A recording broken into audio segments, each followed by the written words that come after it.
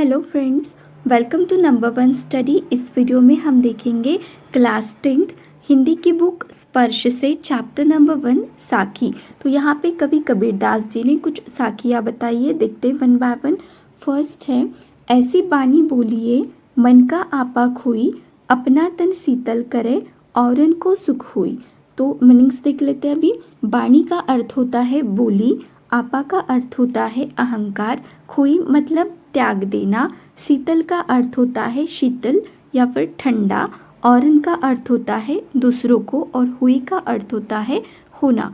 तो इस साखी में कवि कबीरदास जी कहते हैं कि हमें अपने मन का अहंकार त्याग कर ऐसी भाषा का प्रयोग करना चाहिए जिसमें हमारा अपना तन मन भी स्वस्थ रहे और दूसरों को भी कोई कष्ट ना हो, अर्थात दूसरों को भी सुख प्राप्त हो। मतलब कवि कबीरदास जी इस साखी में ये कहना चाहते कि हमें ऐसी भाषा का प्रयोग करना चाहिए, ऐसी बोली बोलनी चाहिए कि जिससे सुनने वालों को भी अच्छा महसूस हो और हमें खुद को भी अच्छा महसूस हो। ठीक है, अब देखते हैं सेकंड।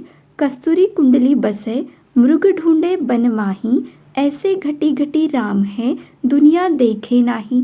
तो मीनिंग्स देखते हैं। सबसे पहले कुंडली का अर्थ होता है नाभि मतलब कि नेवल, मृग का अर्थ होता है हिरण, और घटी घटी मतलब होता है कण कण में। तो यहाँ पे कवि कबीरदास जी ये कहना चाहते कि जिस प्रकार एक हिरण कस्तूरी की खुशबू को जंगल में ढूंढता फिरता है, जबकि वह सुगंध उसी की नाभि में रहती है, परंतु वह इस बात से बेखबर होता है।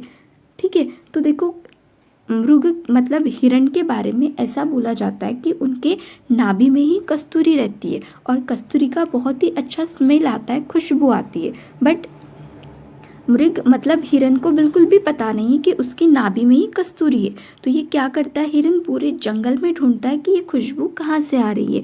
तो बिल्कुल उसी प्रकार से हमारे साथ भी होता है। तो उसी प्रकार संसार के कण कण में ईश्वर है।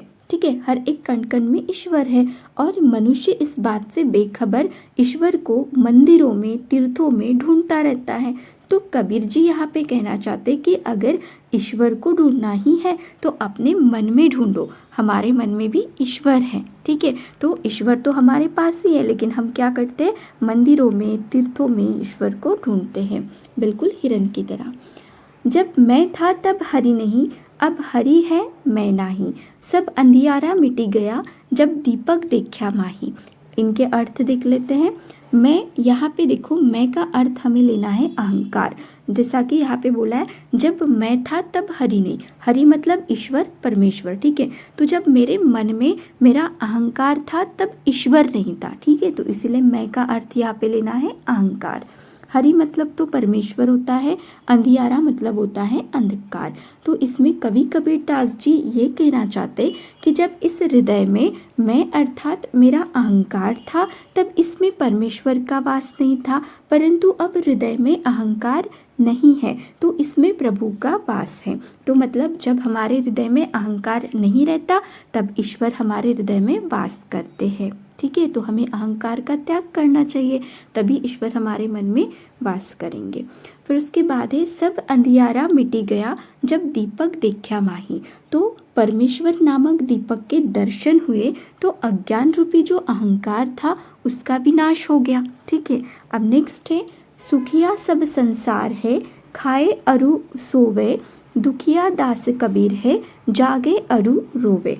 पहले तो मीनिंग देखते हैं। सुखिया मतलब होता है यहाँ पे सुखी। ठीक है, अरु का अर्थ होता है अज्ञान रूपी अंधकार, दुखिया मतलब दुखी। ठीक है, और रोवे का अर्थ होता है रो रहे हैं। तो इसमें कवि कबीरदास जी ये कहना चाहते हैं कि संसार के लोग अज्ञान रूपी अंधकार में डूबे हुए हैं और अपनी मृत्यु का भी उनको पता नहीं है, इनसे भी वो अनजान सो रहे हैं। ठीक है, तो ये सब देखकर जो कवि कबीरदास जी है वे दुखी हो जाते हैं और रोते हैं। ठीक है, मतलब कवि कबीरदास जी अभी रो रहे हैं, वे प्रभु को पाने की आशा में हमेशा चिंता में जागते रहते हैं। अब नेक्स्ट साखी देखते हैं। बिरह भुवंगम तन बसे, मंत्र न लागे कोई, राम वियोगी ना जिवे, जिवे तो बौरा हुई। अब इनके मीनिंग्स देख लेते हैं। विरह का अर्थ होता है बिछड़ने का गम। भुवंगम का अर्थ होता है सांप, ठीक है। वियोगी का भी वही अर्थ होगा, बिछड़ना। राम तो बताइए ईश्वर, ठीक है।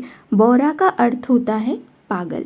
तो इस साखी में कवि कबीरदास जी कहते हैं कि जब मनुष्य के मन में अपनों के बिछड़ने का गम सांप बनकर लौटने या फिर काटने लगता है तो उस पर न कोई मंत्र असर करता है और न कोई दवा असर करती है। उसी तरह राम अर्थात ईश्वर के वियोग में मनुष्य जीवित नहीं रह सकता, और यदि वह जीवित रहता भी है तो उसकी स्थिति पागलों जैसी हो जाती है। नेक्स्ट देखते हैं, निंदक नेड़ा राखिए आंगनी कुटी बंधाई, बिन साबन पानी बिना निर्मल करे सुभाई। इनके मीनिंग्स देखते हैं। निंदक का अर्थ होता है निंदा करने वाला, नेड़ा का अर्थ होता है निकट मतलब पास, आंगनी का अर्थ होता है आंगन, साबन का अर्थ होता है साबुन, और निर्मल का अर्थ होता है साफ, सुभाई मतलब होता है स्वभाव। तो इसमें कवि कबीरदास जी कहते हैं कि हमें हमेशा निंदा करने वाले मतलब हमारी बुराई करने वाले व्यक्तियों को अपने निकट रखना चाहिए। मतलब जो लोग हमारी बुराई करते उन्हें हमें हमेशा क्या करना चाहिए, अपने पास रखना चाहिए। हो सके तो अपने आंगन में ही उनके लिए घर बनवा लेना चाहिए, अर्थात हमेशा अपने आसपास ही रखना चाहिए। किसे रखना चाहिए, जो हमारी निंदा करते मतलब हमारी बुराई करते, ताकि हम उनके द्वारा बताई गई हमारी गलतियों को सुधार सके। इससे क्या होगा, हमारा स्वभाव बिना साबुन और पानी की मदद के ही साफ हो जाएगा, ठीक है। मतलब जितने भी हमारे अंदर बुराइयां होगी तो हम क्या करेंगे, धीरे धीरे उन्हें साफ कर देंगे अपने मन से।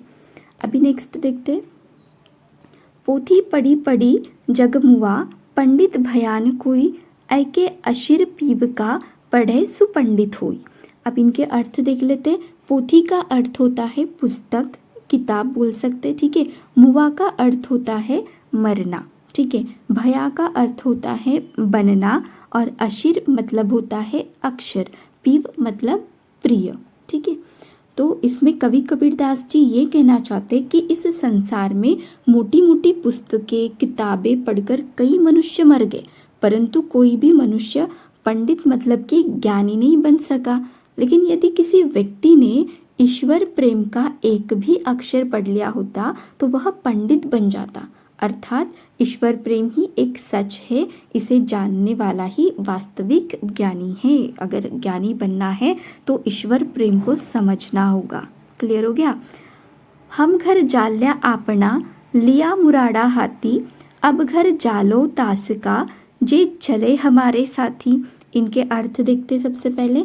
जाल्या का अर्थ होता है जलाया, आपना मतलब अपना, मुराड़ा का अर्थ होता है जलती हुई लकड़ी। जलती हुई लकड़ी यहाँ पे ज्ञान को जलती हुई लकड़ी बोला है, ठीक है। जालऊ का अर्थ होता है जलाऊ, और तास का अर्थ होता है उसका। तो इसमें कवि कबीरदास जी कहते हैं कि उन्होंने अपने हाथों से अपना घर जला दिया है, अर्थात उन्होंने मोह माया रूपी घर को जलाकर ज्ञान प्राप्त कर लिया है। तो यहाँ पे जहाँ पर वो रहते उस घर को नहीं जलाया, उन्होंने क्या जलाया है, मोह माया ने जो घर कर लिया था, ठीक है, उनके मन में, तो उसे कवि कबीरदास जी ने जलाया है, ठीक है। मतलब ज्ञान प्राप्त कर लिया। अब उनके हाथों में जलती हुई मशाल मतलब लकड़ी, यहाँ पे जलती हुई मशाल हमें किसे समझना था, ज्ञान को। तो अभी कवि कबीरदास जी के हाथ में क्या है, ज्ञान की जलती हुई लकड़ी है। तो अब वे क्या करना चाहते, अब वे उसका घर जलाएंगे जो उनके साथ चलना चाहता है, अर्थात उसे भी मोह माया से मुक्त होना होगा जो ज्ञान प्राप्त करना चाहता है। तो मतलब यहाँ पे कवि कबीरदास जी बोलते कि मैं उसका भी घर जलाऊंगा जो मेरे साथ चलना चाहता है। घर जलाना मतलब मोह माया का त्याग करना, ठीक है। मोह माया ने जो घर बना के रखा है उसको जलाना है, ठीक है। तो यहाँ पे हमने सभी के अर्थ देख लिया, ठीक है। अब यहाँ पे क्वेश्चन आंसर से ये हम नेक्स्ट वीडियो में करेंगे। अगर वीडियो अच्छी लगी हो तो वीडियो को लाइक करना, अपने फ्रेंड्स के साथ शेयर करना और चैनल को सब्सक्राइब जरूर करना। Thank you.